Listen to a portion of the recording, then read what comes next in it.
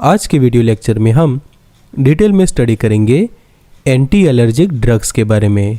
तो basic use of drugs and medicine के ये वीडियो लेक्चर में हम डिटेल में स्टडी करेंगे एंटी एलर्जिक ड्रग्स के बारे में और हम करेंगे उनकी डिटेल फार्माकोलॉजिकल स्टडी।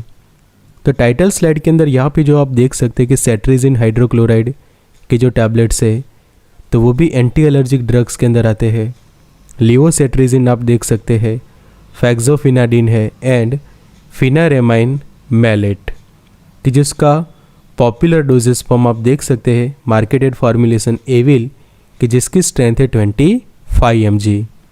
उसी तरह से क्लोरफिनारेमाइन मैलेट के 4 mg के ये टैबलेट्स आप देख सकते हैं। तो ये सभी मेडिकेशंस को हम कहते हैं कि ये है एंटी एलर्जिक ड्रग। तो अलग अलग टाइप के जो एलर्जीज होती है, एलर्जिक कंडीशंस को ट्रीट करने के लिए हम ये मेडिकेशंस को यूज़ करते हैं। तो expert lecture by Amar sir, assistant professor and founder of Pharmarox. Thank you for be in 1 lakh family of Pharmarox. Updated रहिए फार्मा नॉलेज के साथ, एक्सेस करिए study material, test series and video lecture on app Pharmarox. तो अगर आपके पास Android phone है तो download कर सकते हैं फार्मारॉक्स का एंड्रॉयड एप्लीकेशन कि जो गूगल प्ले स्टोर पर से आप डाउनलोड कर सकते हैं। और अगर आपके पास आईफोन है तो डाउनलोड कर सकते हैं app from the app store. Link आपको डिस्क्रिप्शन बॉक्स में मिल जाएगी। तो सबसे पहले समझिए एंटी एलर्जिक ड्रग्स के बारे में। तो these are the class of medication use in a treatment of allergy कि ऐसे मेडिकेशन की जो एलर्जी एंड एलर्जिक कंडीशन को ट्रीट करने के लिए हम यूज़ करते हैं और जितने भी अलग अलग सिम्टम्स डेवलप होते हैं एलर्जी के अंदर, ये सभी को ट्रीट करने के लिए हम ये मेडिकेशन को यूज़ करते हैं।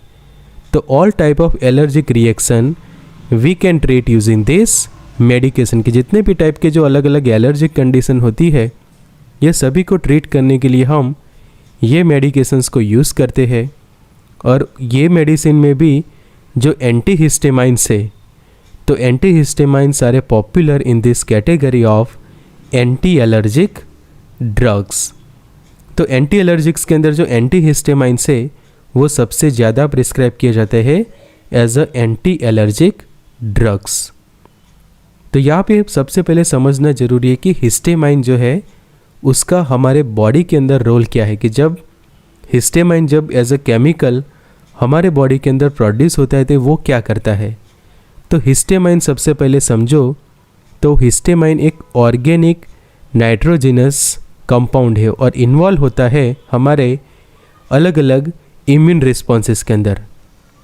जैसे कि एज अ न्यूरोट्रांसमीटर वो काम करता है ब्रेन, स्पाइनल कॉर्ड और यूटेरस के अंदर और उसके एक्शन के तौर पे अलग अलग इन्फ्लेमेटरी रिस्पॉन्सेस देखने को मिलते हैं। और ये मीडिएटर बनता है ईचिंग का कि जब किसी को खुजली होती है, ईचिंग होती है तो उसका मतलब ये है कि आपकी बॉडी के अंदर हिस्टामाइन एज अ केमिकल जो है वो प्रोड्यूस हुआ है। उसी तरह से जब इन्फ्लेमेशन जब होता है तो उसमें भी ये हिस्टामाइन का एक रोल रहता है। तो इस तरह से हिस्टामाइन जब प्रोड्यूस होता है तो वो इन्फ्लेमेटरी रिस्पॉन्सेस देता है जिसके कारण आपकी बॉडी के अंदर आपको सूजन देखने को मिलती है, इन्फ्लेमेशन जो हम कहते हैं वो देखने को मिलते हैं। और मेडिएटर है ये ईचिंग का जिसके कारण जब हिस्टामाइन प्रोड्यूस होता है तो आपको ईचिंग जैसा होता है, स्किन के ऊपर रैशेस जैसे डेवलप होते हैं और आपको खुजली वगैरह होती है। तो they play a central role in pathogenesis of allergic diseases. तो उसका रीज़न ये है कि हिस्टामाइन जो है उसका एक सेंट्रल रोल है अलग अलग जो एलर्जिक डिसीज़ है उसके पैथोजेनेसिस के अंदर। तो जब आप डिटेल में पैथोफिजियोलॉजी स्टडी करते हैं हिस्टामाइन की तो उससे आपको पता चलेगा कि जो अलग अलग एलर्जिक डिसीज़ होती है जैसे कि अटोपिक डर्मेटाइटिस कि जिसको हम एक्जिमा भी कहते हैं, एलर्जिक रिनिटिस है, एलर्जिक अस्थमा है, तो सभी के अंदर एक मेडिएटर बनता है ये हिस्टामाइन कि इचिंग के लिए मेडिएटर बनेगा, इन्फ्लेमेटरी रिएक्शंस के लिए ये मेडिएटर बनेगा और उसका जो रेगुलेशन होता है, differential regulation of T helper lymphocyte. तो ये है main concept behind the allergy कि जब आपको एलर्जिक कंडीशंस अलग अलग आपके बॉडी के अंदर डेवलप होती है तो उस वक्त ये हिस्टेमाइन जो है वो रिलीज़ होता है। और ये हिस्टेमाइन के जो हमने इफ़ेक्ट देखे कि इचिंग के लिए एंड इन्फ्लेमेशन, ये दो प्रोसेस के लिए सबसे ज़्यादा ये रिस्पॉन्सिबल होता है। तो जब आप एंटी हिस्टेमाइंस मेडिकेशंस यूज़ करते हैं कि हिस्टेमाइन के सामने उसके एंटीडॉट्स, तो वो हो गए उसके ऑपोजिट क्लास के मेडिकेशन, दैट इज़ एंटी हिस्टामाइंस। तो ये एंटी हिस्टेमाइन क्या करेगी, हिस्टेमाइन जो है वो एलर्जी प्रोड्यूस करता है आपके अंदर, तो एंटी हिस्टेमाइन एंटी एलर्जिक के तौर पे काम करेगी।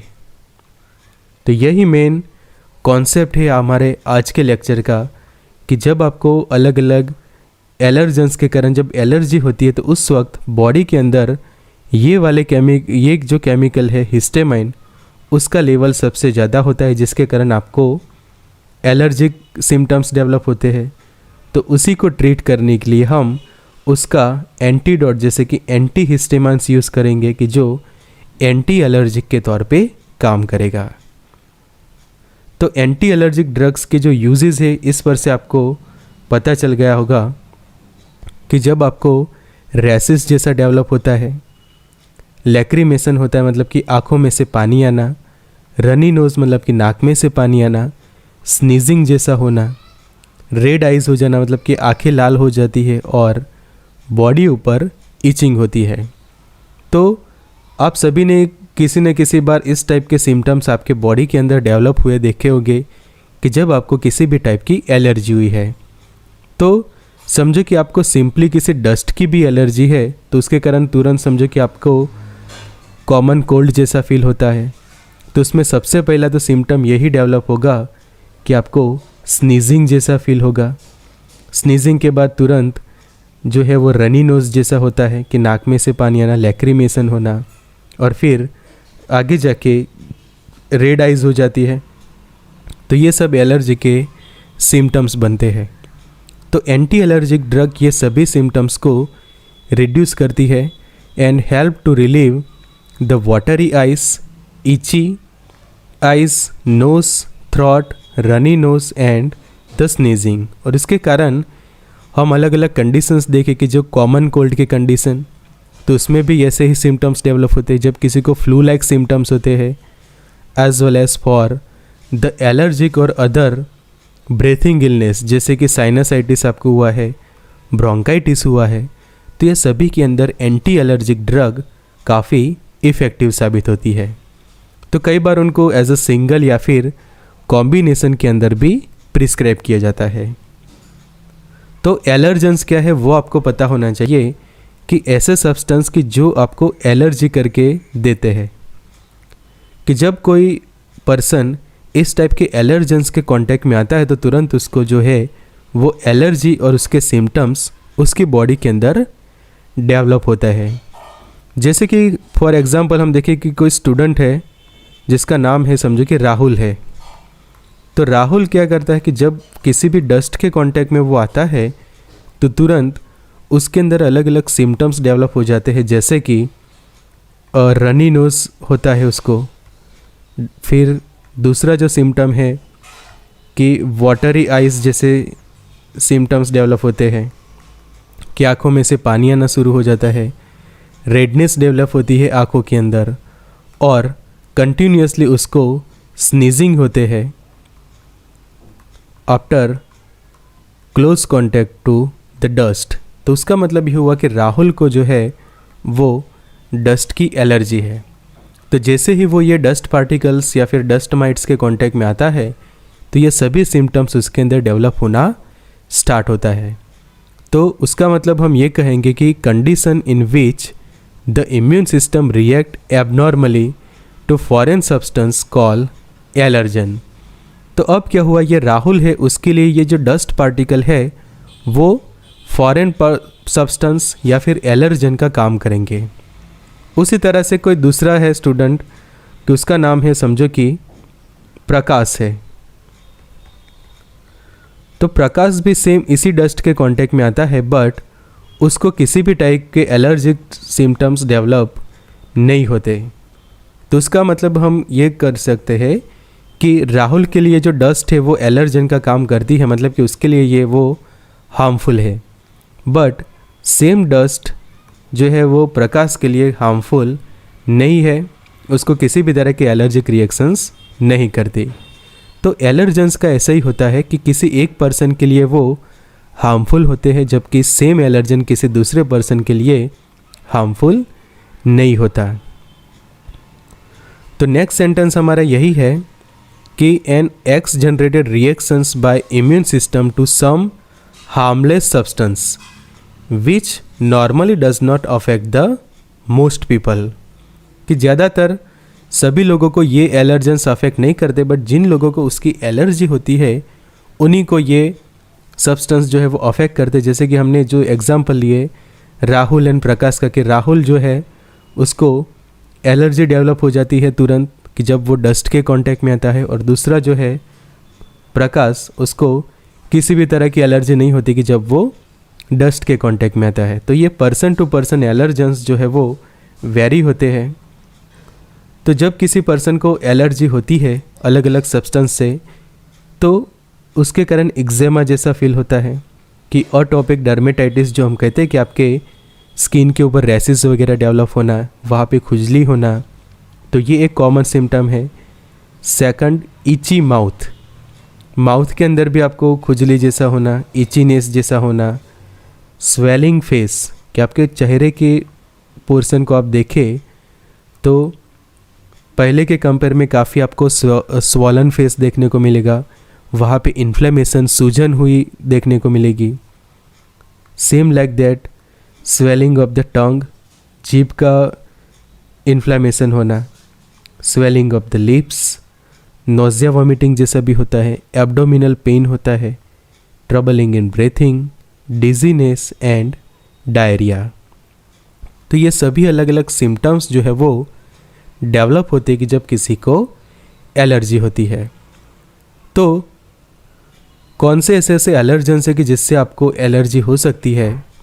तो एलर्जेंस की जिसमें हमने कहा कि हार्मलेस सब्सटेंसेस है, and that are a foreign to body and can cause allergic reaction in some people, कि सभी को ये एलर्जिक रिएक्शंस नहीं करते, बट कुछ लोगों को ये सब्सटेंस एलर्जिक रिएक्शंस करते हैं, जैसे कि पोलन है, हाउस डस्ट माइट्स है, मोल्ड वगैरह है, एनिमल डेंडर, ये सभी एग्जाम्पल है एलर्जेंस के। यहाँ पे कुछ और एग्जाम्पल है, आप देख सकते हैं कि कुछ लोगों को हाउस होल्ड डस्ट की एलर्जी होती है, कि समझो कि घर पे जब आप देखें कि किसी जगह पे डस्ट पार्टिकल्स जमा हुए हैं, और जब आप उसको साफ करने जाते हो, या फिर बहुत दिनों से अपनी अलमारी के अंदर किताब रखी है और वो किताब को आप लेते हैं, तो उसके ऊपर समझो कि थोड़ी सी धूल मिट्टी वगैरह आ चुकी है, तो तुरंत आप उसके कांटेक्ट में आओगे, तो आपको जब समझो कि एलर्जिक सिम्टम्स डेवलप होते हैं, तो उसका मतलब ये हो जाएगा कि आपको ये डस्ट पार्टिकल्स की एलर्जी है।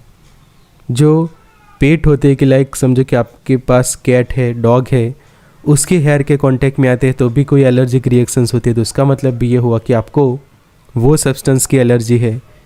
फिर कुछ लोगों को इंसेक्ट के बाइट्स, जैसे कि ये मधुमक्खियाँ है, तो उसके बाइट के बाद बॉडी के ऊपर काफ़ी अलग अलग रिएक्शंस देखने को मिलती है, जैसे कि काफ़ी इन्फ्लेमेशन डेवलप होना, इचिंग जैसा होना, रैसेस वगैरह डेवलप हो जाते हैं। तो उसके लिए ये इंसेक्ट वगैरह एलर्जेंस का काम करती है। तो फ्लोरोसेंस है, साइट्रस फ्रूट है, स्ट्रॉबेरी, फिश, मिल्क, ऐसे बहुत सारे अलग अलग सब्सटेंस है कि जो वैसे तो हार्मलेस है, बट कुछ लोगों के लिए वो एलर्जन का काम करती है। तो अभी जैसे हमने देखा कि ये है एलर्जी के अलग अलग सिम्टम्स, कि रैसेस होना, lacrimation, runny nose, sneezing, red eyes and itching. तो अब आप अच्छे से समझिए एलर्जी के जो मेडिकेशन है कि जिनको हम एंटी एलर्जिक्स कहते हैं।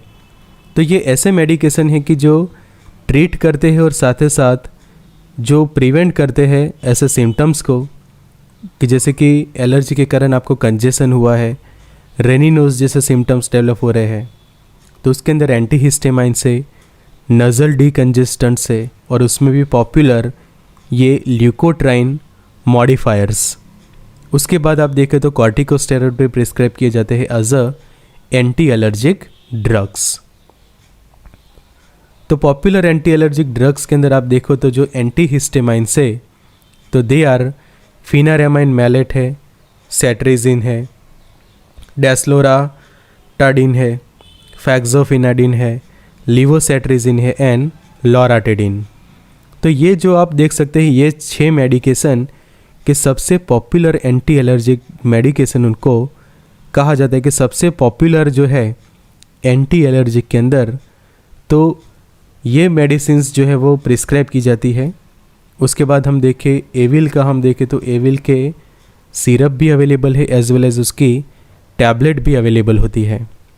तो एविल की जो उसको हम फिनारेमाइन मेलेट कहते हैं, and a medicine use to treat allergic conditions such as hay fever, runny nose, itching skin and skin rashes. कि जब आपको स्किन रैसेस जैसा होता है और साथों साथ उसमें फीवर भी डेवलप हुआ है, तो ये सिम्टम भी ये क्योर करके देता है एविल। फिर it is also used in the prevention and treatment of nausea, vomiting and dizziness due to inner ear disorders like Meniere's disease, and also use in a problem of travel sickness। मतलब कि कई बार क्या होता है कि आप travelling करते हैं, उसके दौरान आपको ट्रैवल सिकनेस जैसा फील होता है, और उस वक्त भी आपको कई बार नोजिया वॉमिटिंग जैसा होता है, डिजीनेस जैसा फील होता है। तो उसको ट्रीट करने के लिए ये एविल कि जो इसके अंदर मेन एक्टिव फार्मास्यूटिकल सब्सटेंस है फिनारेमाइन मैलेट, तो ये प्रिस्क्राइब की जाती है कि जिससे आपको ट्रैवल सिकनेस के दौरान काफ़ी रिलीफ मिलती है ये सब सिम्टम्स में से, और आप आसानी से जो है वो ट्रैवलिंग कर सकते हैं without any type of nausea and vomiting. Antihistamines में हम देखें तो दूसरे मेडिकेशन लाइक फ्रॉमफिनारेमाइन भी है, सेट्रेजिन है, लीवोसेट्रेजिन है, क्लोरफिनारेमाइन, क्लेमेस्टिन है, डाइफिनहाइड्रामाइन है, फैक्सोफिनाडिन एंड लॉराटेडिन। तो ये सभी के आप मार्केटेड फॉर्मुलेशंस यहाँ पे देख सकते हैं कि लीवोसेट्रेजिन्स के जो टैबलेट देख सकते हैं, लेवोरेड की जो सिप्ला का प्रोडक्ट है 5 mg की स्ट्रेंथ में वो अवेलेबल है। सेम लाइक दैट सेट्रेजिन हाइड्रोक्लोराइड के 10 mg के टैबलेट सेटसिप भी आप देख सकते हैं, फैक्सोफिनाडिन है यहाँ पे, as well as cetirizine hydrochloride and chlorpheniramine maleate कि जिसकी स्ट्रेंथ है 4 mg। ल्यूकोट्राइन मॉडिफायर्स कि उसमें सबसे पॉपुलर आप देख सकते हैं मॉन्टेल्यूकास्ट सोडियम एंड ज़ारफिल्यूकास्ट। तो ये है मॉन्टेल्यूकास्ट कि जिसकी स्ट्रेंथ देख सकते हैं कि 10 mg की स्ट्रेंथ में अवेलेबल टैबलेट्स, एंड ज़ारफिल्यूकास्ट कि जिसकी स्ट्रेंथ है 20 mg। उसके बाद है ज़ेल्यूटन भी आता है, and this medication block the chemical that cause the airways to narrow and Titan.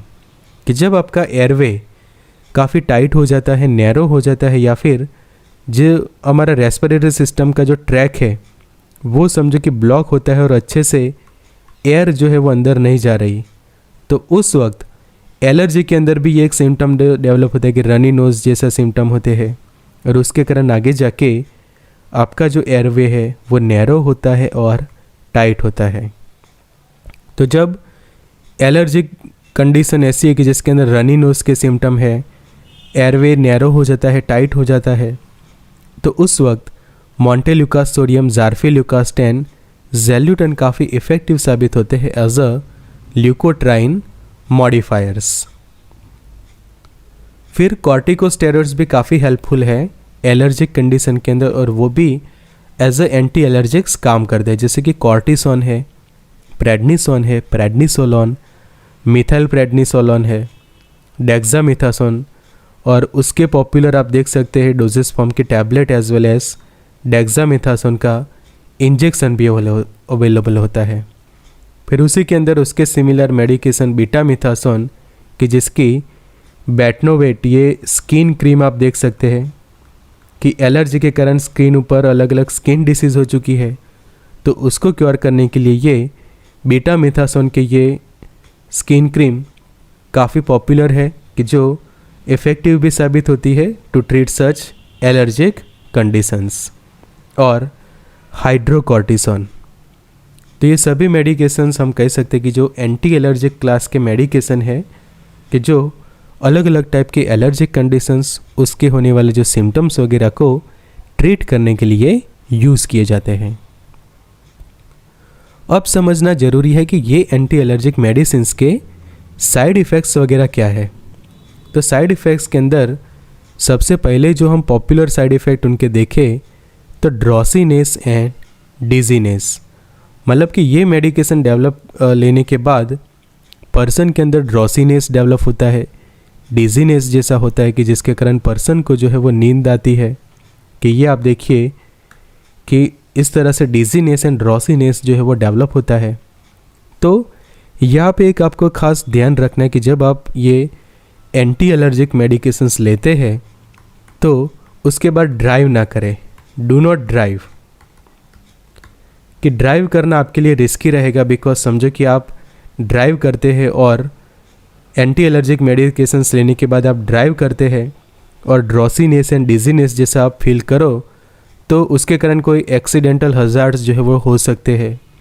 तो ज़रूरी है कि ड्राइव ना करें। फिर आप समझो कि ऐसे कुछ मशीनरीज वगैरह हैंडल कर रहे हैं तो do not handle such machinery वगैरह after taking this anti allergic drugs. तो ये खास आपको ध्यान रखना है एंटी एलर्जिक मेडिकेशंस लेने के बाद।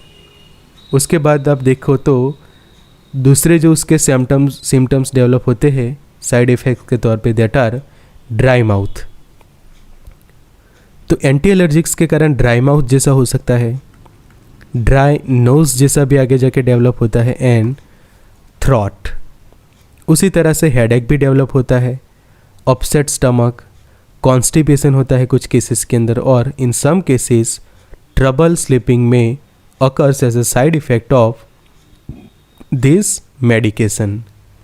If any of this effect persist or worsen, tell your doctor or pharmacist promptly. कि अगर आप इनमें से किसी भी सिम्टम्स या साइड इफ़ेक्ट आपके अंदर डेवलप होती है तो तुरंत आपको फार्मासिस्ट या फिर डॉक्टर को तुरंत कांटेक्ट करें कि जिससे ये सिम्टम्स और ज़्यादा ख़राब ना हो। तो ये है एंटी एलर्जिक मेडिकेशंस, उनकी detail pharmacological study with medicine classification and